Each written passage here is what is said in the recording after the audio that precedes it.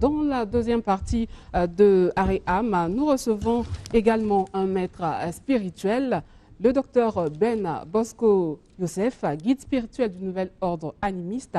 C'est de lui qu'il s'agit. Rêve fou pour ne pas devenir fou, c'est le thème qu'il développera en répondant justement à nos questions. Bonjour docteur Ben. Bonjour madame.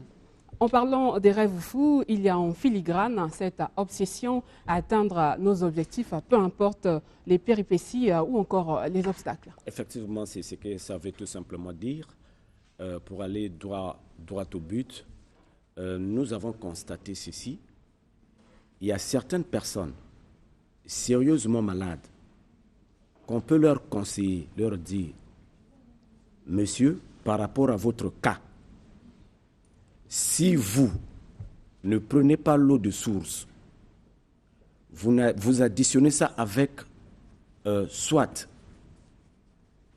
l'eau de pluie, l'eau de source, l'eau de pluie, si vous ne vous baignez pas avec cette eau, vous n'allez pas avoir la guérison.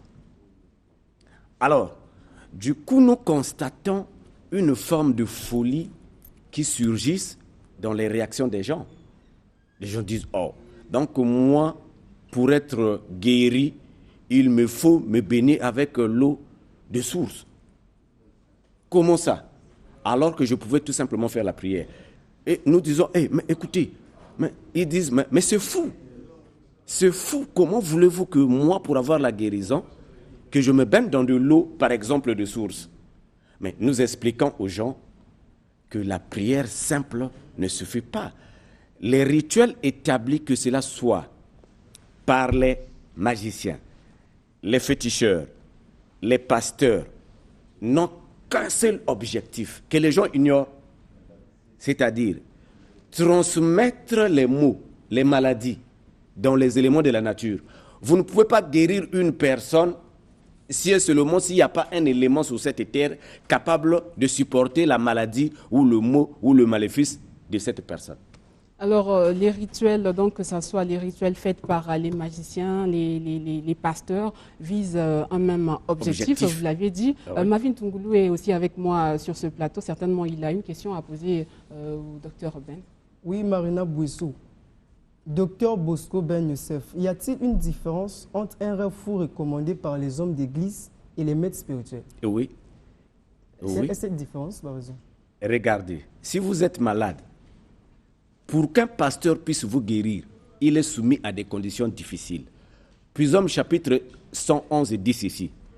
Si moi, David, dit David, si je n'étais pas sincère avec Dieu, Dieu ne peut pas exaucer mes prières. Ça veut dire quoi? Pour qu'un pasteur puisse guérir une personne, ça doit d'abord émaner de sa propre sincérité. Lui doit d'abord être honnête. Or, le féticheur n'a pas besoin d'être honnête, le magicien n'a pas besoin d'être honnête pour guérir une personne. Or, le pasteur doit être honnête devant Dieu. Voilà pourquoi David dit, moi je soupire auprès de l'Éternel comme une biche soupire auprès d'un courant d'eau. Si le pasteur n'a pas la soif de la guérison, Dieu ne exaucerait pas ses prières. Or, le magicien, le féticheur, n'a pas de conditions pour guérir une personne. Docteur Ben Bosco Youssef, vous dites que le pasteur est soumis à des conditions difficiles. Oui. Mais prenons le cas de l'apôtre Paul dans Oui. Acte 14 à partir du verset 2 Oui. jusqu'au verset 10. Oui. L'apôtre Paul s'est rendu à Lystre. Oui. Il se rencontre avec un homme boiteux qui n'avait jamais marché depuis sa naissance. Oui. L'apôtre Paul lui dit, lève-toi Je comprends. et marche. Je comprends ta pensée par rapport au temps. L'apôtre Paul n'était Bien, pas... mais un quelle maître est la condition la plus difficile qu'avait l'apôtre Paul? Est-ce que vous savez qu'il était unique? Il ne couchait pas avec les femmes. Ne couchez pas avec lui. Voilà. Donc, Oui, oui. c'est une condition difficile. C'est une L'apôtre Paul a abandonné de ne pas faire l'amour avec les femmes pour conserver l'énergie à envie de soigner malades. Donc, un pasteur, je prends un exemple, Oui. qui est plus grand qu'Élie, 2 Rois chapitre 5 verset 1 à 25. Naaman est venu le voir, le Syrien. Il a dit, toi tu es général, pour que ta lèpre parte, tu dois aller te baigner dans l'eau. 7 fois. 7 fois. Donc, si les gens pensent que derrière les rituels que les maîtres disent, soit disons ils disent ceci, non mais c'est les choses obscures, Dieu ne connaît. Non, écoutez, vous pensez que Dieu ne connaît pas ce qui se passe ici-bas sous la terre? Moi je prends les feuilles.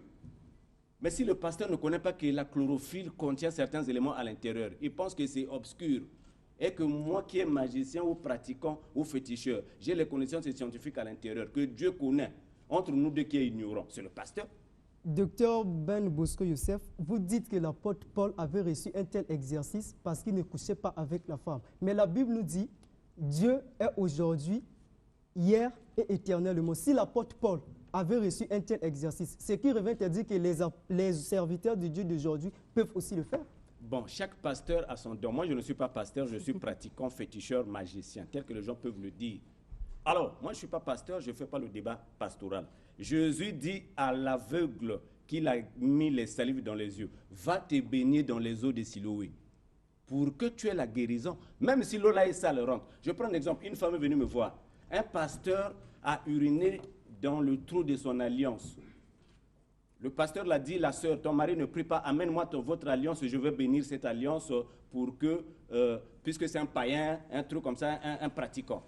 Le pasteur prend l'alliance, urine dans l'alliance de la sœur. Après 1 mois de mariage, il y a divorce. Alors comment voulez-vous que si le pasteur, docteur Ben, je vous l'ai dit, pour résoudre un tel problème, dit à la sœur, trouve-moi un crapaud noir, trouve-moi de l'eau de source, amenez-moi l'alliance en pacotille, que moi je puisse rétablir ce mariage, quand bien même que c'est le pasteur qui a béni. Cela, si elle dit que docteur Ben, ce que vous dites est fou, alors entre nous deux, qui sera fou? C'est la personne qui ne veut pas. Voilà pourquoi nous déplorons une chose.